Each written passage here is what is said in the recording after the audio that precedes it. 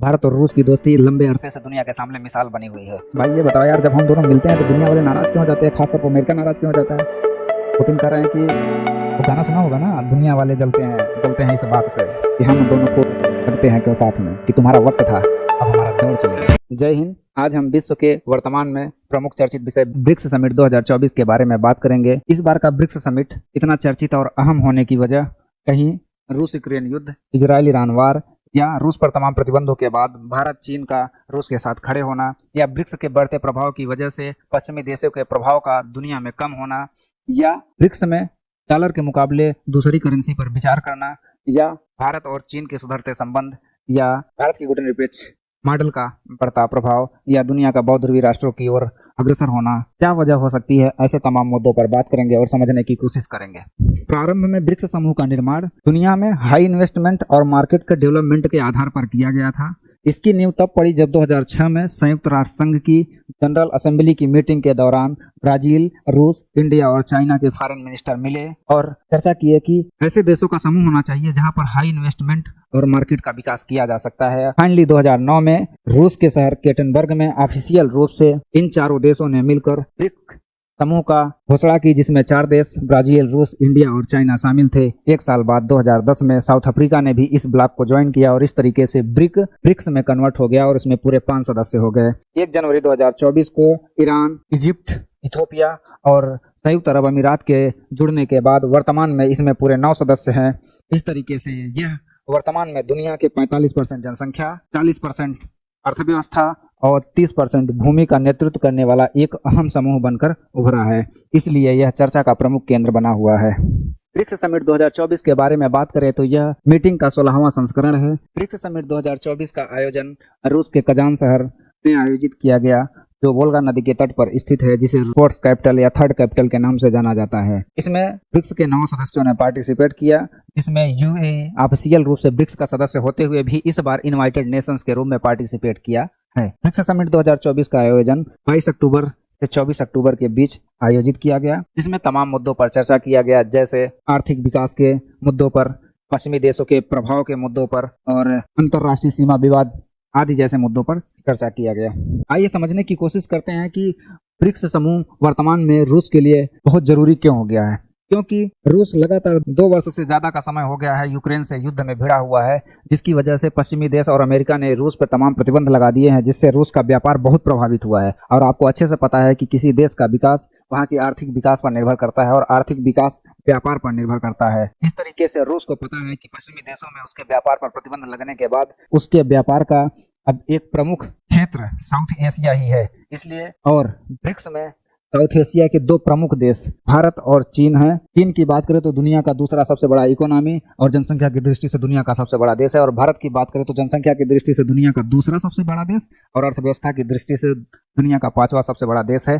इस तरीके से रूस के लिए भारत और चीन के संबंध अच्छे बनाना बहुत जरूरी हो गया है। इसलिए रूस पूरी कोशिश कर रहा है कि भारत और चीन के संबंध सुधरे और सीमा विवाद के मुद्दों को वो आपसी सहमति से हल करें। रूस, चीन और भारत मिलकर एक व्यापारिक क्षेत्र का निर्माण करें। रूस ने मीटिंग के दौरान इस बात का जिक्र करते हुए अमेरिका और पश्चिमी देशों को सीधा संदेश दिया है कि वर्तमान में दुनिया मल्टीपोलराइजेशन या बहुध्रुवीकरण की ओर अग्रसर है। अर्थात वर्तमान में दुनिया में अमेरिका और रूस ही प्रमुख देश नहीं है। आज के समय में तमाम अनेक देश मजबूत राष्ट्र बनकर उभरे हैं, जिसमें भारत और चीन का नाम अग्रणी है। इसलिए पश्चिमी देश इस भ्रम में ना रहें कि वर्तमान में भी दुनिया का नेतृत्व वो ही करेंगे। जैसा कि आपको पता है कि पूरी दुनिया में मुख्यतः अंतरराष्ट्रीय स्तर पे व्यापार करने के लिए डॉलर की जरूरत पड़ती है। इस वजह से अमेरिका दुनिया में एक महत्वपूर्ण राष्ट्र बन जाता है। इसीलिए ब्रिक्स समूह अमेरिका का वर्चस्व खत्म करने के लिए इस बार ब्रिक्स देशों के साथ व्यापार के लिए एक अल्टरनेट करेंसी पर बात कर रहे हैं। अगर ऐसा हुआ तो दुनिया में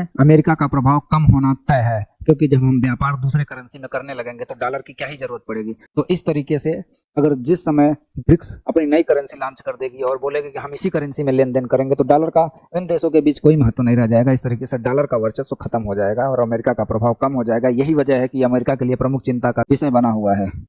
अमेरिका कतई नहीं चाहता कि दुनिया में उसका प्रभाव कम हो। भारत, चीन और रूस एक प्रमुख राष्ट्र के रूप में दुनिया में उभरे। इसलिए अमेरिका हमेशा कोशिश करता है कि दुनिया के अनेक देश आपस में लड़ते रहें और उसका व्यापार बढ़ता रहे। यही वजह है कि भारत अमेरिका पर आसानी से विश्वास नहीं कर सकता है, क्योंकि अमेरिका ने जहां जहां कदम रखा है उसको बर्बाद करके ही छोड़ा है। चाहे वियतनाम को देख लीजिए, चाहे अफगानिस्तान को देख लीजिए, चाहे सीरिया को देख लीजिए, जिस देश में कदम रखा है उसको नष्ट करके छोड़ दिया है। क्योंकि अमेरिका की नीति ऐसी है, युद्ध लड़िए लेकिन अपने खेत में नहीं, दूसरे के खेत में। जीतेंगे तो भी फायदा, हारेंगे तो भी अपना नुकसान नहीं होगा, क्योंकि दूसरे की फसल खराब होगी। और रूस की बात करें तो भारत और रूस के संबंध सदैव से अच्छे रहे हैं। इस तरह से वैश्विक राजनीति की दृष्टि से देखें या और वैश्विक व्यापार की दृष्टि से देखें तो ब्रिक्स समिट 2024 एक अहम मुद्दा बन जाता है। और उसमें इस समय संयुक्त अरब अमीरात, जो विश्व में वर्तमान में निवेश का प्रमुख केंद्र बना हुआ है, उसका शामिल होना भी इस ग्रुप को मजबूत स्थिति में लाकर खड़ा कर देता है। भारत और रूस के संबंध हमेशा से घनिष्ठ और मजबूत रहे हैं। इसके प्रमाण के रूप में हम देख सकते हैं कि भारत और पाकिस्तान के युद्ध के समय रूस भारतीय सेना के साथ खड़ा था, जब अमेरिका पाकिस्तानी सेना के साथ खड़ा था। और चाहे बात करें संयुक्त राष्ट्र में अस्थायी सदस्य के रूप में भारत का समर्थन करना हो, तब भी रूस सबसे पहले खड़ा होता है। यह भारत और रूस के मजबूत संबंध को प्रदर्शित करता है। भारत रामायण और महाभारत की धरती है। महाभारत में कहा गया है कि मित्र कितना भी बुरा हो लेकिन बुरी परिस्थिति में हो तो मित्र का हमेशा साथ देना चाहिए। और रामायण में कहा गया है कि प्राण जाए पर वचन न जाए, अर्थात जब किसी को वचन दे दो उसको पूरा करने के लिए पूरी जान लगा दो। यही वजह है कि भारत पर रूस बहुत ज्यादा भरोसा करता है। रूस ने मजाकिया अंदाज में मोदी जी से कहा भी कि हमारे और आपके संबंध इतने अच्छे हैं कि बिना बोले समझे जा सकते हैं। यह चीन और दुनिया के लिए भी एक संदेश था कि भारत के साथ रूस हमेशा खड़ा था, खड़ा है और खड़ा रहेगा। ये चीन के लिए भी एक संदेश था कि चीन अगर इस भ्रम में होगा कि वर्तमान में चीन के संबंध रूस के साथ सुधर रहे हैं और भविष्य में जरूरत पड़ी कि भारत और चीन के मुद्दे में या भारतीय और चीन विवाद में रूस चीन के साथ खड़ा रहेगा, तो ऐसा कतई नहीं होगा। यह सीधा सीधा चीन को भी संदेश था। जैसा कि आपको बताया कि ब्रिक्स में चीन, रूस, चीन और इंडिया 3 प्रमुख देश हैं, क्योंकि चीन दुनिया की दूसरी सबसे बड़ी अर्थव्यवस्था और जनसंख्या की दृष्टि से दुनिया का सबसे बड़ा देश है। रूस क्षेत्रफल की दृष्टि से दुनिया का सबसे बड़ा देश और सुपर पावर है। और भारत की बात करें तो जनसंख्या की दृष्टि से दुनिया का दूसरा सबसे बड़ा देश और 5वीं अर्थव्यवस्था है। यही वजह है कि भारत और चीन की स्थिति ब्रिक्स में महत्वपूर्ण हो जाती है। यही इसीलिए रूस पूरी कोशिश कर रहा है कि भारत और चीन के संबंध सुधरे, सीमा विवाद पर समझौता हो। भारत की बात करें, भारतीय प्रधानमंत्री मोदी जी ने मीटिंग में कहा कि भारत हमेशा से मानवता के साथ था, मानवता के साथ है और मानवता के साथ खड़ा रहेगा। भारत किसी भी हाल में युद्ध का समर्थन नहीं करता है। वर्तमान का दौर युद्ध का नहीं है। इस प्रकार मोदी जी ने रूस को भी और दुनिया को भी संदेश दिया कि युद्ध के मामले में भारत किसी भी देश का समर्थन नहीं करता है। यह अमेरिका के लिए भी संदेश था कि भारत रूस के साथ संबंध रखने का मतलब यह नहीं है कि भारत रूस को यूक्रेन से युद्ध के लिए उकसा रहा है। भारत का संबंध मित्रवत है और वह मानवता का समर्थन करता है। और भारत और रूस का संबंध हमेशा से घनिष्ठ रहे हैं और व्यापार की दृष्टि से महत्वपूर्ण है। इसलिए भारत रूस के साथ अपने संबंध को जारी रखेगा। जैसा कि आपको बताया कि रूस यूक्रेन युद्ध के चलते पश्चिमी देशों और अमेरिका ने रूस पर तमाम प्रतिबंध लगा दिए हैं, जिसकी वजह से रूस का व्यापार बहुत प्रभावित हुआ है। लेकिन इन तमाम प्रतिबंधों के बावजूद भारत ने रूस से कच्चे तेल खरीदे, जिसकी तमाम आलोचना अमेरिका और पश्चिमी देशों ने किया भी। लेकिन भारत ने अपना पक्ष सीधा क्लियर किया कि वह रूस के साथ अपने व्यापार जारी रखेगा। पश्चिमी देशों के तमाम प्रतिबंधों की वजह से रूस का व्यापार प्रभावित हुआ। यही वजह है कि रूस अपने व्यापार का क्षेत्र दक्षिण एशियाई देशों में खोज रहा है और इसीलिए वह ब्रिक्स समूह को मजबूत करना चाहता है, खास तौर पर भारत और चीन को। इसलिए वह भारत और चीन के संबंधों को सुधारने की पूरी कोशिश कर रहा है। और इसका नतीजा यह भी हुआ कि जिनपिंग की मुलाकात 2019 में भारत के महाबलीपुरम में हुआ था। उसके 5 साल बाद वर्तमान में ब्रिक्स समिट के दौरान रूस में मुलाकात हुई और उसका एक पॉजिटिव प्रभाव भी देखने को मिला। भारत और चीन ने सीमा विवाद के मुद्दों को हल करने के लिए एक कमेटी का गठन भी किया। और मीटिंग के दौरान भारतीय प्रधानमंत्री मोदी ने खुलकर कहा कि वह सीमा विवाद के मुद्दों को बातचीत के माध्यम से हल करना चाहते हैं और खुलकर हमारे साथ संबंध रखना चाहेंगे और बात करना चाहेंगे, तो हम बढ़ चढ़कर आपका समर्थन करेंगे। मतलब भारत का एक सीधा सीधा संदेश भी था कि अगर विश्वासघात करेंगे तो उसका पूर्ण जवाब दिया जाएगा और हमारे साथ विश्वास के साथ चलेंगे तो हम आपके साथ कदम से कदम मिलाकर चलेंगे। क्योंकि चीन पर आसानी से विश्वास नहीं किया जा सकता है, क्योंकि पंडित जवाहरलाल नेहरू के समय में पंचशील पर हस्ताक्षर किया गया था, जिसमें यह समझौता किया गया था कि दूसरे देश के आंतरिक मुद्दों पर बहस नहीं करेंगे, सीमा का सम्मान और सुरक्षा करेंगे। कुछ ही वर्षों बाद चीन ने विश्वासघात किया और 1962 में भारतीय क्षेत्र पर आक्रमण कर दिया और जिसमें अक्साई चीन को अपने कब्जे में ले लिया, जो वर्तमान में भी उसके कब्जे में है। इसलिए भारत आसानी से चीन पर भरोसा तो नहीं कर सकता। इसलिए भारतीय प्रधानमंत्री मोदी ने खुलकर बोला कि अंतर्राष्ट्रीय संबंध विश्वास के साथ चलते हैं। अगर आप हमारे साथ विश्वास बनाएंगे तो संबंध हमेशा मजबूत रहेंगे, लेकिन विश्वासघात करेंगे भारत उसका प्रतिरोध भी करेगा।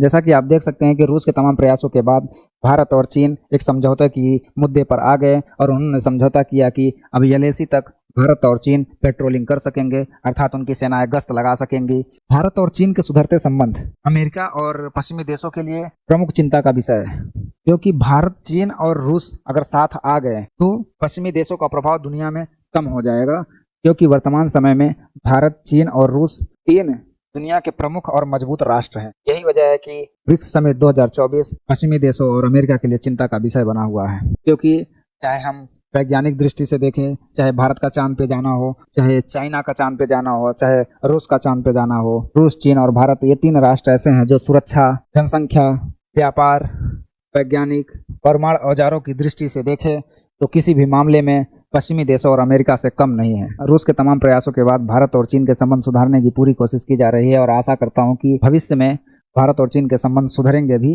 भारत तो अपने कमिटमेंट को पूरा करने की हमेशा कोशिश करता है, लेकिन देखते हैं इस बार चीन अपनी कमिटमेंट पूरा करने की कोशिश करता है कि नहीं। और बात करें, इन दोनों देशों को एक दूसरे से सीखने की जरूरत है।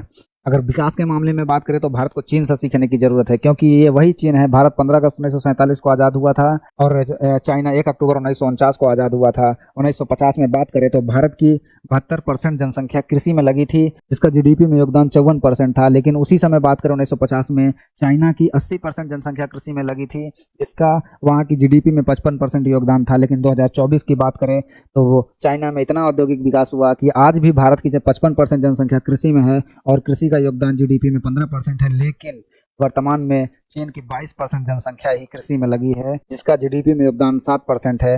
बाकी जनसंख्या उद्योगों में लगी हुई है, अर्थात उद्योगों के विकास के द्वारा ही किसी देश का विकास किया जा सकता है। भारत का चीन से पीछे होने की तमाम वजह रही है, जिसमें युद्ध होना और भारत में अस्थायी सरकार का लगातार निर्माण होना, ये तमाम वजह रहे हैं। लेकिन एक चीज साफ है कि देश में औद्योगिक विकास, छोटे उद्योग या बड़े उद्योगों का विकास करके ही देश की आर्थिक स्थिति मजबूत की जा सकती है। और भारत एक कृषि प्रधान देश है और भारत में ग्रामीण जनसंख्या बहुत है और ग्रामीण जनसंख्या वर्तमान में भी सबसे ज्यादा कृषि कार्य में लगी हुई है। कि किसानों के लिए भी ये संदेश है कि अगर आपके पास बहुत ज्यादा जमीन नहीं है और आप पूरे परिवार के साथ कृषि कार्य में लगे रहेंगे तो आपका विकास नहीं हो पाएगा। इसलिए आपको उद्योग और दूसरे कार्य की ओर सोचना चाहिए। चाइना एक ऐसा देश है जो अपने देश में बने प्रोडक्ट का प्रयोग करने के लिए देश के लोगों को फोर्स करता है। वहाँ का कल्चर है कि वहाँ के लोग भी अब अपने देश के बने चीज़ों का ही प्रयोग करते हैं, चाहे वो इलेक्ट्रॉनिक्स डिवाइस हो, चाहे कपड़े हो, चाहे यूट्यूब, फेसबुक, गूगल, ये सब नहीं चलता है। वहाँ पर चीन की बनी हुई सोशल मीडिया साइट्स चलती हैं, जैसे टिकटॉक, ये सब है। आपको वैसे ही पता है कि दुनिया में चाइनीज मोबाइल कितना है। 72% मोबाइल का मार्केट किसका है दुनिया में? चाइना का है। तो चाइना ने अपने देश में मार्केट का विकास करके आज दुनिया में दूसरी सबसे बड़ी अर्थव्यवस्था बनी है। तो भारत को यह सीखने की जरूरत है और चीन को भारत से सभ्यता और कल्चर सीखने की जरूरत है कि हम मित्र के साथ विश्वासघात नहीं करेंगे। अगर किसी के साथ कमिटमेंट किए हैं, किसी को वचन दिया तो उसको पूरा करने की कोशिश करेंगे। भारत और चीन अच्छे से जानते हैं कि युद्ध करने से हमेशा विनाश ही होता है और विकास रुक जाता है। इसलिए ये दोनों देश युद्ध से बचना चाहते हैं और यह हमारे भारतीय समाज और भारतीय लोगों को भी सीखने की जरूरत है कि किसी भी मुद्दे को, चाहे घर में पारिवारिक विवाद हो, चाहे संपत्ति विवाद हो, चाहे जो भी विवाद हो, उसको बातचीत से सुधारने की कोशिश की जानी चाहिए, क्योंकि लड़ाई किसी मुद्दे का हल नहीं करती है, किसी झगड़े को और बढ़ाती है। और आप देखेंगे कि ये मुद्दा जाकर तभी हल होगा जब उसमें बातचीत किया जाता है। चाहे बातचीत आप आपस में कर लीजिए, चाहे कोई दूसरा आकर समझौता कराए, लेकिन होगा उस मुद्दे का हल केवल बातचीत।